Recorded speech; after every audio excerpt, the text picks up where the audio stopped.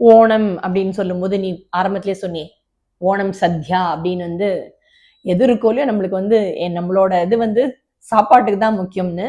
ஆனா கேரளால பார்த்தோம் அப்படின்னு கேட்டோம்னா ஓணத்தன்னைக்கு மட்டும் ஸ்பெஷல் இல்லை, அதுக்கு ஒரு 10 நாள் முன்னாடியே ஆரம்பிச்சிருவா. அதுக்கப்புறமும் கிட்டத்தட்ட ஒரு 15 நாள் 16 நாள் வரைக்கும் பார்த்தோன்னா அந்த திருவோணத்தோட அந்த செலிப்ரேஷன் அவ்வளோ இருக்கும்.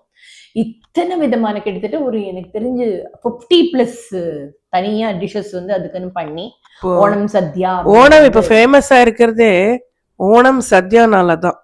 கண்டிப்பா ஓணம் அப்படிங்கிறது பொதுவா கேரளாவோட மக்களோட அந்த பாரம்பரியமான ஒரு அழகான விழா அப்படின்னே சொல்லணும். அதோட மட்டும் இல்லாம இங்கே நம்மளோட தமிழ்நாட்டிலையும் பார்த்தோம்னா விரும்பி எல்லாரும் கொண்டாடுற ஒரு விஷயம் இந்த திருவோணம் அப்படிங்கிற மாதிரி வந்திருக்கு. இதுல யாருக்காக மெயினா பார்த்தோம் அப்படின்னா மாபலி சக்கரவர்த்தி அசுர குலத்துல பிறந்தவரா இருந்தாலும் இந்த தர்ம சிந்தனையோட அவர் இருந்ததுனால அந்த வாமன அவதாரத்துல 3 அடி மண்ணு கேட்டு அதுக்கு போனப்புறம் இதெல்லாம் ஆகி அவர் 3வது என்னோட தலையிலே வச்சிருங்க அப்படின்னு அந்த சொல்லி தானே அந்த வாமன அவதாரம் முடிஞ்சது இல்லையா. அதுல அன்னைக்கு அவர் கேட்டுக்கிறார், வருஷத்துல நான் ஒரு நாள் என்னோட நாட்டு மக்களை நான் பாக்கிறதுக்கு வரணும்னு.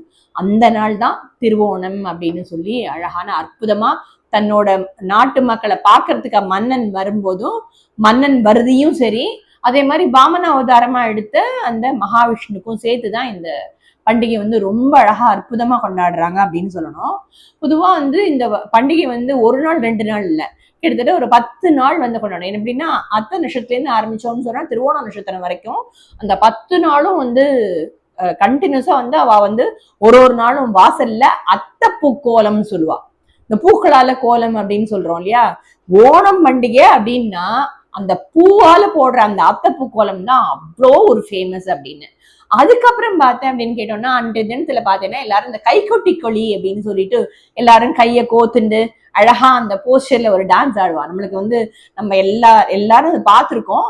அந்த கை கட்டி கொலி அப்படின்னு சொல்ற அந்த கை கொட்டி களி அந்த ஒரு நடனம் ரொம்பவே பிரசித்தம் அப்படின்னு சொல்லணும். எல்லாரும் விரும்பி அதை ஆடுவாங்க.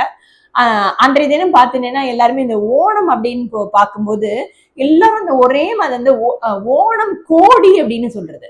ஓணம் கோடி அப்படின்னா என்னன்னா அந்த கலர்ல பாத்திருக்கேன்னா ஒரு ஹாஃப் ஒயிட்ல தான் ஒரு அதாவது ஒரு ஹாஃப் ஒயிட்ல ஒரு சாரி, அப்புறம் அதுல பார்த்தோம் அப்படின்னா நல்ல ஜரிகை பார்டர் வச்சு அப்படின்னு சொல்ற மாதிரி அதுல நிறைய விஷயங்கள் இருக்கும். எல்லாரும் ஒரே மாதிரி அன்னைக்கு அந்த புடவை கட்டிட்டு இருப்பா. அது புது துணி அன்னைக்கு எடுத்துன்னு இந்த மாதிரி கட்டிண்டு அந்த பண்டிகையை நடத்தணும் அப்படின்னு சொல்ற அந்த இந்த ஓணக்கோடி அப்படின்னு. இதோட எனக்கு ரொம்ப பிடிச்ச விஷயம் என்ன அப்படின்னு கேட்டோம்னா அந்த பம்பையில அன்னைக்கு படகு ஓட்டி படகு பந்தயம் வைப்பா. எல்லாரும் அந்த பந்தயத்தை பார்க்கறதுக்கு போவா. விறு விறு விறு விறு விறுன்னு அது பாக்குறதே சந்தோஷமா இருக்கும். நம்ம இந்த பக்கம்லாம் காவிரியில மொத்த தண்ணியே இல்லை அப்படின்னு சொல்லுவோம்.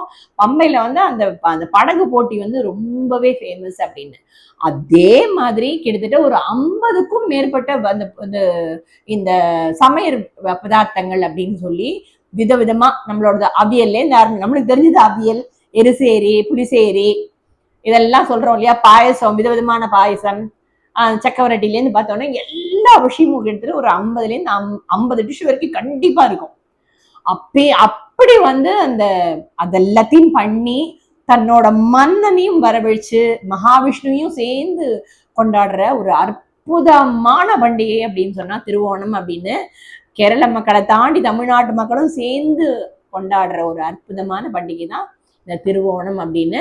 அன்னைக்கு நாம என்ன பண்ணலாம் அப்படின்னு கேட்டோம்னா நம்ம இல்லத்துலயும் இந்த ஓணம் சத்யா மாதிரி பண்ண முடியாத கூட ஓரளவுக்கு அதை மேட்ச் பண்ற மாதிரி ஒரு அவியல் நம்மளுக்கு தெரிஞ்ச விஷயத்த பண்ணி சுவாமிக்கு நைவேத்தியம் பண்ணி பெருமாளுக்கு மகா அன்னைக்கு முடிஞ்சதுன்னா எல்லாரும் சேர்ந்து விஷ்ணு சசனம் சொல்லலாம். சசங்கு சக்கரம் சகிரீட குண்டலம் சபீத வஸ்திரம் சரசீருஹேக்ஷணம் சஹார வக்ஷஸ்தல சோபி கௌஸ்துபம் நமாமி விஷ்ணும் சரசா சதுர்புஜம் மேகஷ்யாமம் பீத கௌஷேயவாசம் ஸ்ரீவத்சாங்கம் கௌஸ்துபோத்பாசிதாங்கம் புண்ணியோபேதம் புண்டரீகாயதாக்ஷம் விஷ்ணும் வந்தே சர்வலோகைக்கநாதம் அப்படின்னு பெருமாளுக்கும் ஸ்லோகம் சொல்லி அற்புதமா திருவோணத்தை கொண்டாடலாம்.